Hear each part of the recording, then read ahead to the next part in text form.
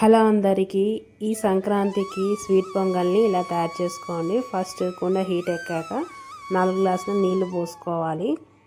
నీళ్లు పోసుకొని అందులోకి 1/2 గ్లాస్ ఆవు పాలను పోసుకోవాలి. మీ దగ్గర గేదె పాలు అయితే గేదె పాలు, ఆవు పాలు అయితే ఆవు పాలు ఉంటే పోసుకోండి. కాకపోతే ఆవు పాలు అయితే చాలా రుచిగా ఉంటుంది. బెల్లపన్నం ఇలా పొంగొచ్చేదాకా మరిగించుకోవాలి. మరిగాక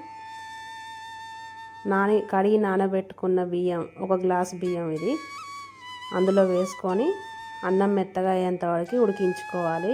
1 గ్లాస్ బియ్యానికి 4 గ్లాసుల నీళ్ళు, 1/2 గ్లాస్ పాలు పోసుకున్నాను. బెల్లపన్నానికి అన్నం పలుకులు పలుకులుగా ఉండొద్దు, మెత్తగా ఉడికితే చాలా రుచిగా ఉంటుంది బెల్లపన్నం. తర్వాత పెసరపప్పు వేసుకోవాలి. ఇందులో కొద్దిగా పెసరపప్పు వేసుకొని కలుపుకోవాలి.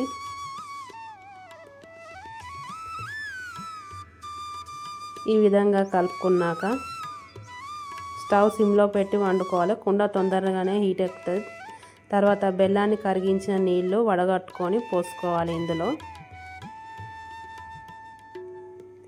ఇలా బెల్లం నీళ్ళు పోసుకొని కలుపుకోవాలి. తర్వాత ఇంకో 1/2 గ్లాసు ఆవు పాలను పోసుకొని కలుపుకొని మెత్తగా ఉడికించుకోవాలి.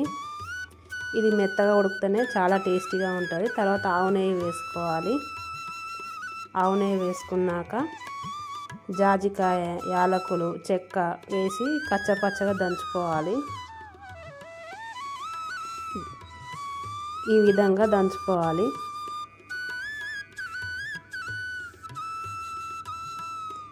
ఇలా దంచిన వాటిని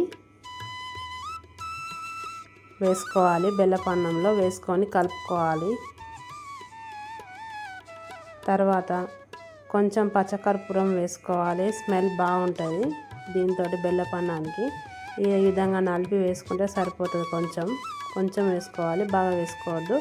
తర్వాత కలుపుకొని దగ్గర పడేంత వరకు ఉడికించుకోవాలి. తర్వాత నెయ్యి వేడయ్యాక అందులో డ్రై ఫ్రూట్స్ చిన్నగా కట్ చేసి వేంపుకోవాలి. ఇలా వేంపుకున్నాక